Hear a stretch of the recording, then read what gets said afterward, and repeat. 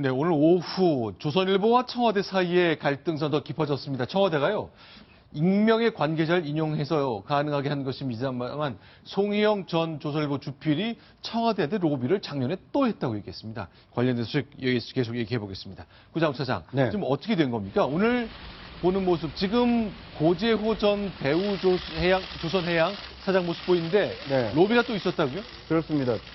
지난해 청와대 관계자가 밝힌 건데요. 송희영 전 주필이 지난해 청와대 고위 관계자에게 대우조선해양 고위층의 연임을 부탁하는 로비를 해왔는데 청와대가 관여할 수 없다는 입장을 전달했고 그래서 송 주필 요구는 받아들여지지 않았다라고 밝혔습니다.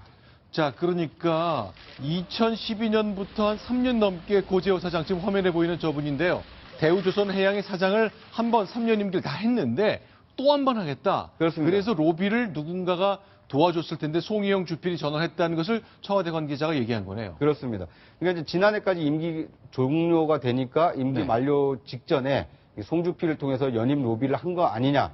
이제 그렇지만 청와대는 그렇게 관여하지 않았고 그래서 송 주필 요구는 받아들여지지 않았다. 그러니까 실패한 로비다라는 것을 뒤늦게 이렇게 밝힌 겁니다. 자, 그런데요. 저 정리를 좀 해보겠습니다. 남상태 사장, 고재호 사장 두 사람이 모두 지금 구속 상태인데 남상태 사장, 손수 변호사, 벌써 3년씩 두 번 사장을 지낸 분이잖아요. 그렇습니다. 남상태 전 사장이 이제 그 대우조선해양의 사장을 2006년 3월부터 2012년 3월까지 한 차례 연임을 했습니다. 그런데 네. 이제 그 한 번 더 하기 위해서 여러 가지 로비를 했다라는 의혹이 불거지고 있고요. 네. 그 시점이 이제 그 임기가 두 번째 임기가 만료되는 2012년 직전인 2011년이었다. 그리고 그때 송희영 전 주필이 유럽 호화 여행을 제공받았다라는 네. 의혹이 제기되고 있는 상황입니다. 그러니까 남상태 전 사장은 그러면 3년 임기 사장을 3번 하고 싶었었던 걸로 김진태 의원이 어제 폭로하면서 주장을 한 건데요. 자, 오늘 청와대가 얘기한 건 최근에 나오는 가장 최근의 사장이죠. 가장 최근의 전 사장인데 고재호 사장 얘기입니다. 그렇습니다. 이제 고재호 전 사장도 이제 그 한 차례 더 연임을 하기 위해서 노력을 했다라는 의혹이고요. 또한 그러기 위해서 임기 만료 직전인 2015년에 네. 송희영 전 주필이 청와대에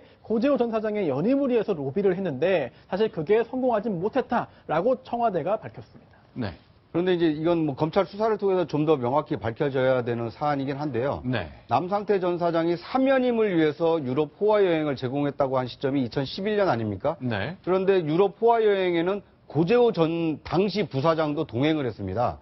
아, 잠깐만요. 네. 남상태 전 사장을 포함해서 7명이 전세기 탔다 그랬는데 네. 고재호 사장도 거기 같이 탔다고요? 그렇습니다. 그러니까 오늘 뭐 보도에 보면 고재호 당시는 이제 부사장이었는데 네. 그 송주필과 동행을 더 오래 한 것은 고재호 당시 부사장이었습니다. 네. 남상태 전 사장은 일부 구간에 대해서는 동행을 했지만 다른 계약 관계 때문에 이제 다른 곳으로 빨리 이동을 했고 나머지 어떤 뭐 그리스라든지 이런 곳을 갈 때에는 이 고재호 부사장이 함께 동행한 것으로 나타나 있습니다. 자, 그럼 박성원 부장께 질문 좀 드릴게요. 그런데 청와대가요, 왜 오늘 이렇게 뭐 익명의 관계자를 동원한 것입니다만 왜 이 사실을 추가로 공개했을까? 좀 짐작이 가십니까? 한마디로 그 우병우 수석에 대한 네. 그 조선일보가 가장 맨 먼저 보도했던 강남 땅 의혹 네. 이 부분에서 시작된 여러 가지 언론으로 번진 이 가장 앞서 있는 이 보도를 결국은 부패한 기득권 네. 집단의 자기 방어를 위한 선제적 공격이었다. 네. 이러한 차원에서 먼저 일발을 터뜨린 것이 바로 송주필의 호화 지금 호화 그 여행, 네. 특히 저 기업에 같이 얹혀서 갔던 어떤 호화 여행, 이걸 도덕성의 공격으로 첫 번째를 삼았고, 두 번째 바로 2탄이 오늘 네. 그뿐만 아니라 그런 여행 자체가 이러한 그 대우조선해양의 사장 연임 로비에 동원된, 그래서 작년에 실제로 고재호 사장의 연임을 네. 청와대에 청탁한 이런 것이 있었다라는 2탄으로 몰면서 어떤 그 특정 언론, 이 어떤 청와대 우병우 수석 흔들기를 더 네. 이상 하지 못하게 하는 예봉을 꺾는 이러한 어느 선제적 공격으로 지금 현재 나선 것 아닌가 이런 생각이 듭니다. 네. 일단 어제 김진태 의원이 두 번째 폭로를 하면서 주필직은 내려왔고 오늘 청와대 관계자의 작년에도 로비가 있었다. 직접 전화를 청와대로 걸어왔다라는 얘기가 나간 이후에 결국 회사를 떠난 결정이 내려진 거죠. 예. 송영 주필은 결국 어제는 이제 보직 해임이 됐던 거고요. 네. 오늘은 사표가 수리가 됐습니다. 그러니까 회사를 떠나게 된 겁니다. 사실 조선일보의 분위기 자체도 네.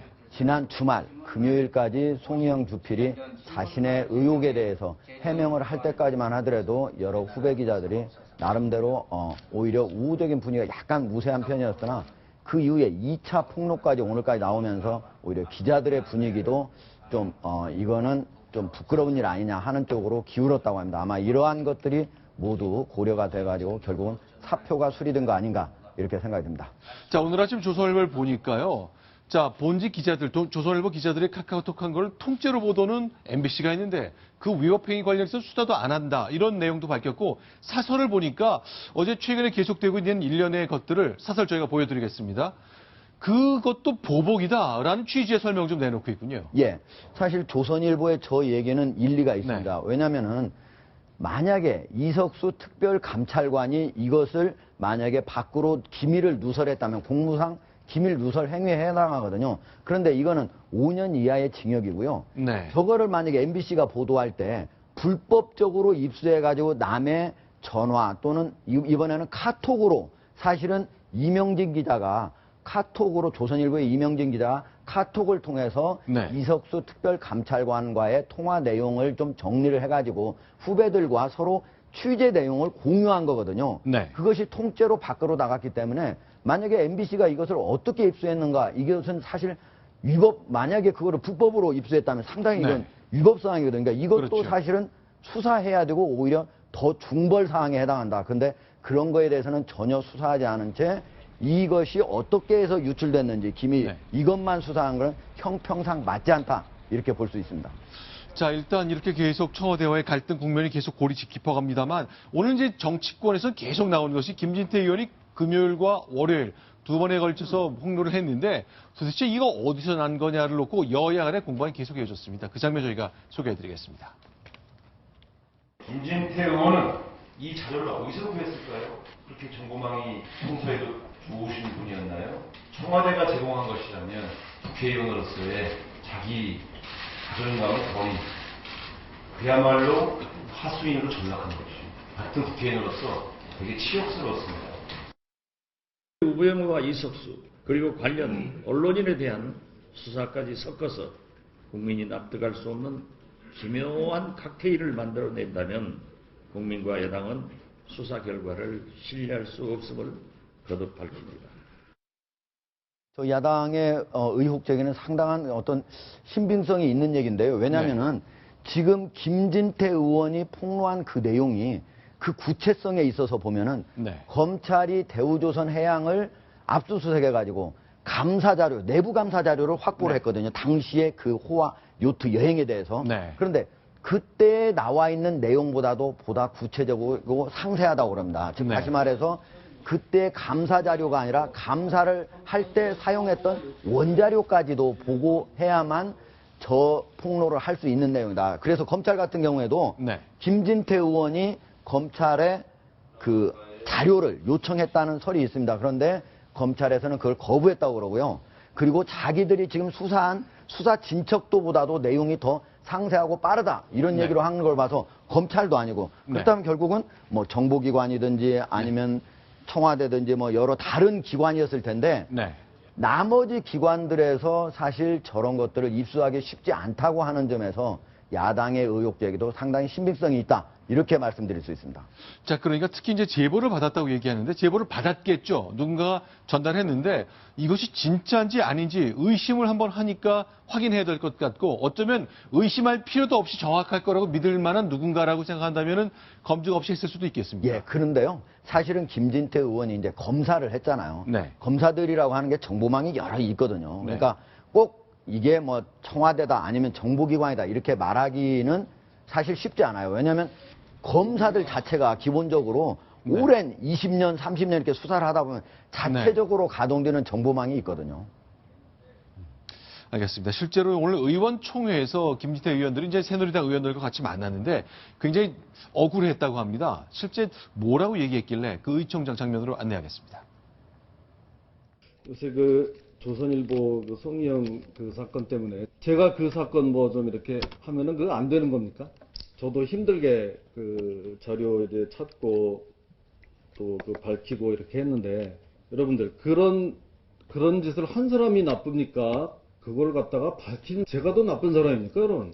뭐 청 밝히라 그러면 못 밝힐 이유도 없습니다만, 기자들은 취재원 밝힙니까? 우리 당에서 너무들 이렇게 점잖게 지키고 있으니까, 저 혼자만 마치 무슨 뭐 총대 메고 뭐. 네. 이 김진태 의원은 사실 네. 총대를 맨 게 거의 뭐 확실하고요. 네. 왜냐하면 이제 의혹을 제기하고 있고 네. 그 의혹을 더 증폭시키는데 본인이 뭐 제보된 내용이라고 하지만 네. 계속 공개를 하고 있기 때문에 그런데 다른 의원들은 일단 제보가 없을 수도 있고요. 네. 또 이제 더 중요한 것은 국회의원들이 지금 국회의원 임기가 시작된 지 불과 몇 달 안 됐거든요. 네. 그런데 지금 우병우 사건이라든지 아니면 네. 이제 박근혜 정부와 관련된 사건인데 이 정부에 대해서 총대를 맸을 때 네. 과연 유효기간이 얼마까지겠느냐. 네. 이걸 이제 의원들은 생각을 하고 있는 거죠. 네. 2020년에 다시 이제 총선이 다가올 텐데 그때도 우병우 수석이 민정수석을 할 리도 만무하고 네. 박근혜 정권이 계속 될 리도 없는데 지금 선뜻 잘못 나섰다가 어떤 특정 언론과 이게 척을 지게 되면 다음에 더 큰 네. 필화를 겪게 되는 거 아니냐. 이런 우려를 하고 있기 때문에 이제 네. 김진태 의원이 좀 외로운 건데 이 총대를 맨 사람이 다른 사람들 가만히 있는다고 뭐라고 하기보다는 네. 왜 이렇게 이 사명감을 가지고 하고 있는지 뭐 그것에 대해서 좀 밝히는 게 더 필요한 시점이 아닌가 싶습니다. 네. 사실 이제 왜 총대를 맸을까? 이게 가장 궁금한 사안 아니겠습니까? 그렇죠. 지금 청와대하고 조선일보의 전면전이다 이런 얘기까지 나오고 네. 심지어 지금 나오는 송희영 주필 말고도 뭐 더 있다라는 얘기까지도 나오고 있는 그런 상황이니까 지금 여러 가지 이제 설들이 나오고 있는데 만약에 김진태 의원이 지금 왜 총대를 맸을까? 이게 네. 이 시청자들 가장 궁금한 사안일 때 일단은 김진태 의원하고 우병우 수석하고는 사실은 사시도 1년 사이고요. 또 네. 서울대 법대에서 서로 1년 선후배, 즉 김진태 의원이 83학번 네. 그리고 우병우 수석이 84학번 서로 네. 1년 선후배였기 때문에 오랫동안 같이 다녔을 거거든요. 네. 그래서 여러 친분 관계는 형성됐을 것이다. 그래서 네. 어떻게 보면은 지금 우병우 수석에 여러 의혹들이 있는데 아직 완전히 확인된 건 없잖아요. 네. 그런 상황에서 나름대로 좀 억울하다 이런 생각도 했을 수는 있을 거라고 생각합니다. 자, 김무성 대표도 오늘 이 관련 사안에서 그동안 입을 다물고 있다가 얘기를 좀 했거든요. 그 장면 소개해드리겠습니다. 저는 이석수 특별감찰관이 사퇴한 것도 무책임한 자세라고 생각을 합니다. 우병우 수석은 하루라도 빨리 사퇴해야 됩니다.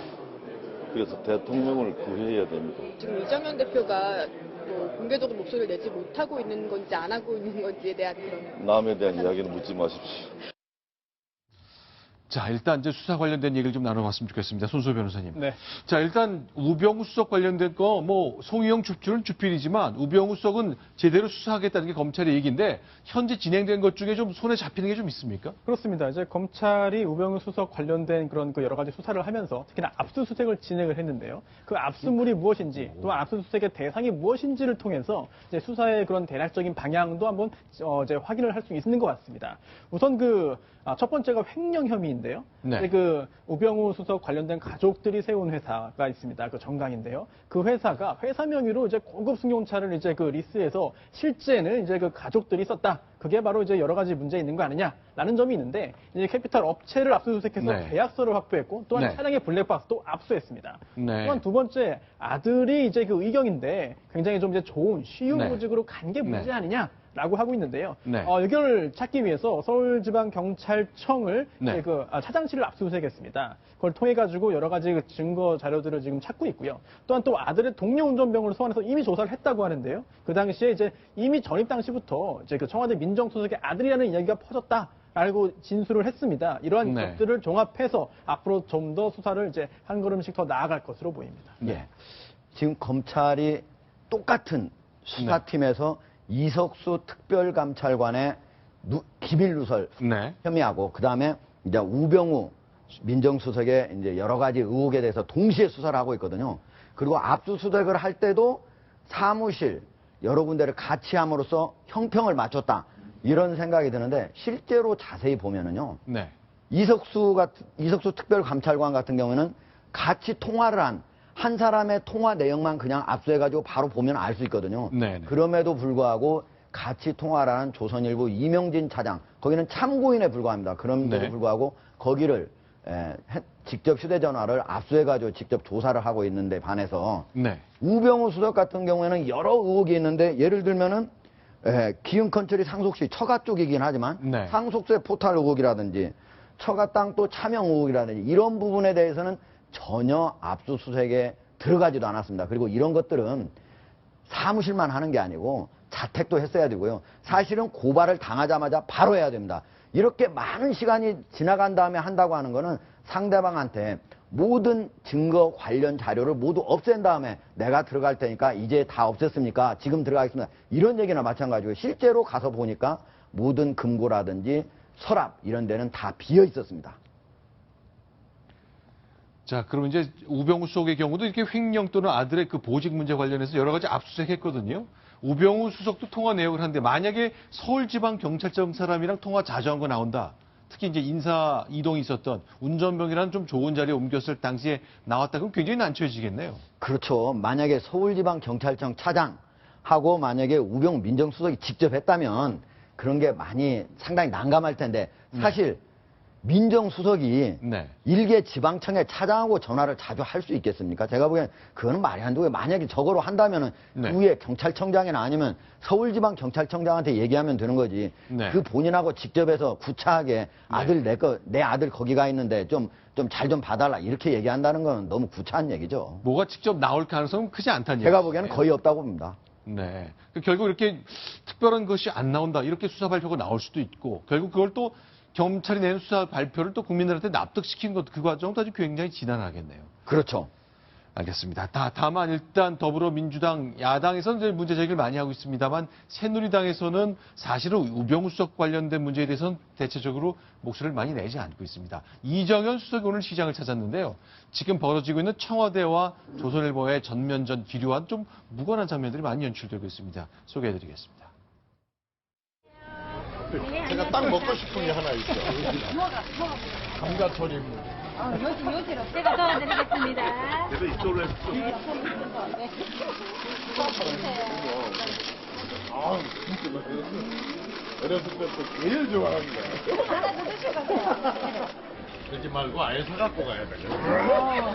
이거 만원어치만 더 맞아. 만원치만 예, 감사합니다. 아니, 근데 이걸 맛있어요? 요즘에는 저런 감자를 못 구해서 너무 많이 줍니다. 너무 많이 줘.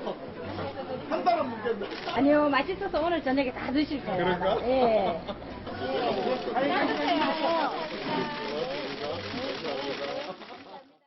자, 이정현 대표가 시장을 찾아서 상인들과 참 친숙하게 이 대화하는 장면이 저희가 소개를 드렸는데 두 가지 생각이 다 공존할 것 같아요. 참 서민적인 풍보다 우리 정치인들이 저럴 수 있으면 좋지 하나와 함께 당 대표가 좀 더 굵직한 혈안을 좀 더 정면 승부해줘야 되는 것 아니냐라는 얘기가 나올 것 같거든요. 의견은 어떠십니까?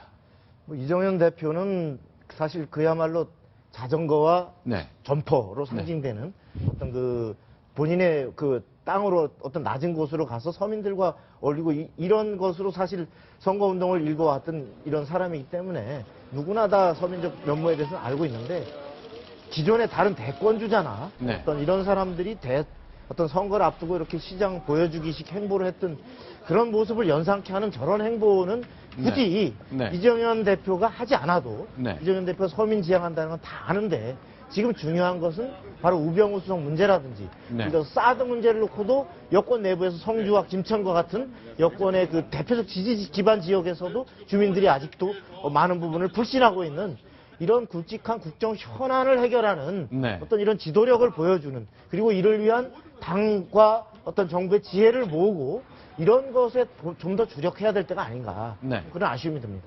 네. 그 우병우 수석에 대해서는 이정현 네. 대표가 계속 말을 아끼고 있지 않습니까? 네. 최근에 한 얘기가 이제 뭐 바람에 빗대서 네. 눈에 보이진 않지만 뭔가 역할을 할 수 있다 이렇게 암시를 했는데 네. 그러니까 바람이 왔다 갔는지는 머리카락이 흔들리는지 네. 아니면 옷깃을 여미게 되는지 네. 그러니까 이건 청와대나 박근혜 대통령이 뭔가 반응을 보여야 이 바람이 역할을 했다고 인정을 할 수 있는 거거든요. 네. 그러니까 본인의 주장일 뿐이고 실제로 청와대가 이 민심을 얼마만큼 청취하고 있는지 민심을 무겁게 받아들이고 있는지 이 반응, 피드백이 나올 수 있는데 이 여당 대표가 좀 역할을 해야 될 때가 아닌가 싶습니다. 알겠습니다.